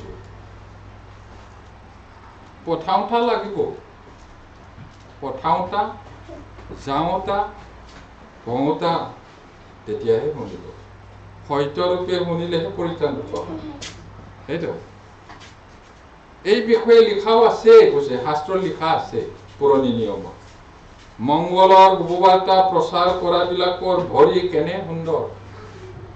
মংগলৰ শুভবাৰ্তাটো কোনে প্ৰথম আনিছিলে পৃথিৱীত? মৰ্ত মানুহৰ আগত প্ৰভু যীশু। স্বৰ্গদূতবিলাকে ঈশ্বৰে ঘোষণা কৰিবলৈ বহুত আনন্দিত হৈছে।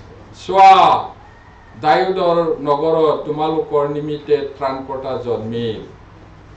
ঈশ্বৰে সেই মহাপৰিত্ৰাণৰ বাতৰিটো দিবলৈ ইমান আনন্দিত হৈছিল।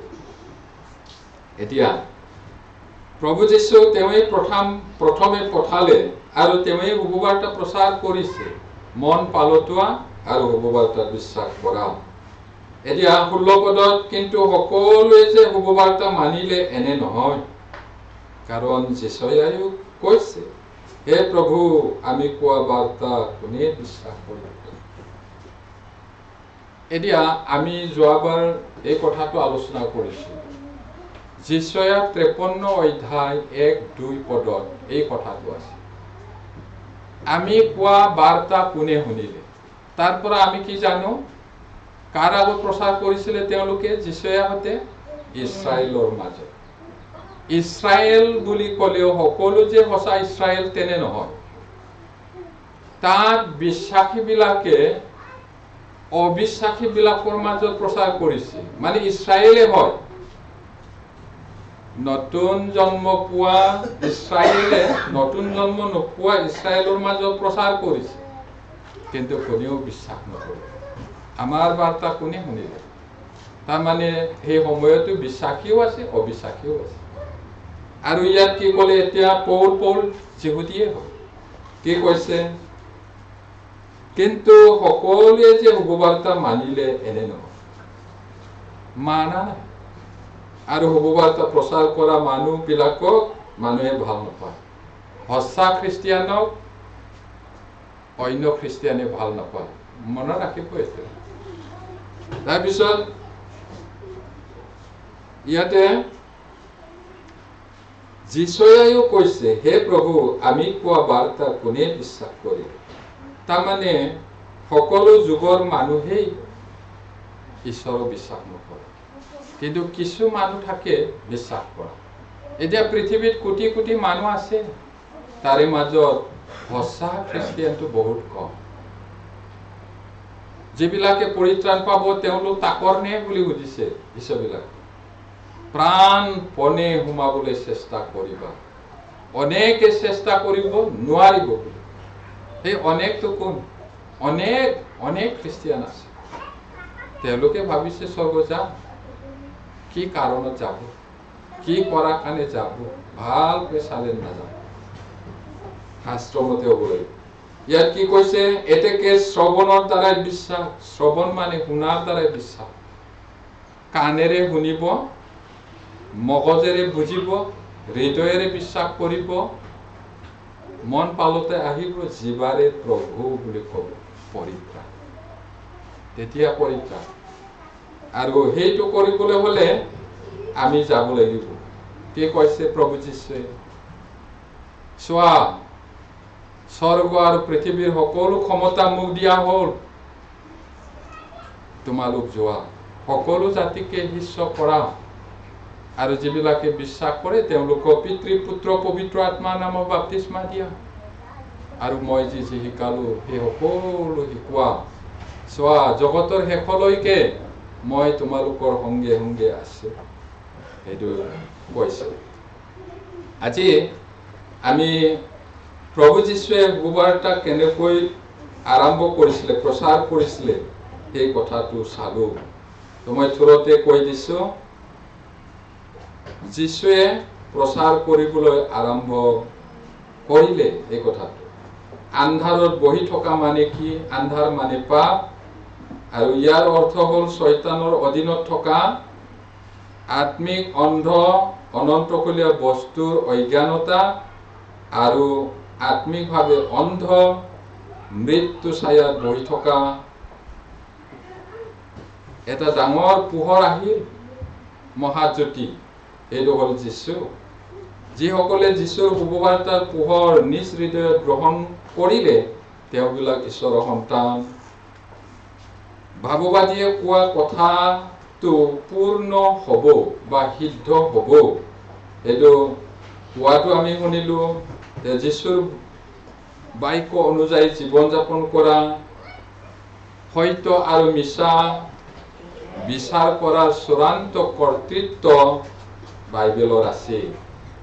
এতিয়া যীশুৱে প্ৰচাৰ কৰিবলৈ আৰম্ভ কৰিলে, সেইটো আমি চালো, আৰু আমাক সেই দায়িত্বটো দিছে। যদি আমি প্ৰচাৰ নকৰো, মানুহে নুশুনিব। নুশুনিলে বিশ্বাস নকৰিব। বিশ্বাস নকৰিলে মন নাপালতাব। মন নাপালতালে পৰিত্ৰাণ নাপাব। গতিকে শুভবাৰ্তা প্ৰচাৰ কৰাটো অতি গুৰুত্বৰ বিষয়। পবিত্ৰ আত্মা আমাৰ লগত আছে, তেওঁৱে আমাক শক্তি দিব। প্ৰাৰ্থনা কৰিম।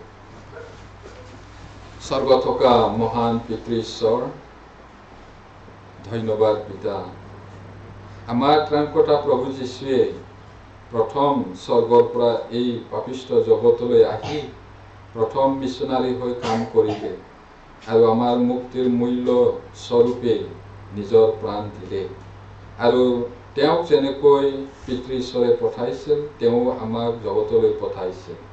গতিকে তোমাৰ সন্তোষজনক জীৱন যাপন কৰিবলৈ সহায় কৰা প্ৰভু। শুনা সকলোৰে ওপৰত তোমাৰ অনুগ্ৰহ হওক, প্ৰাৰ্থনা যীশু নামত খুজিছো।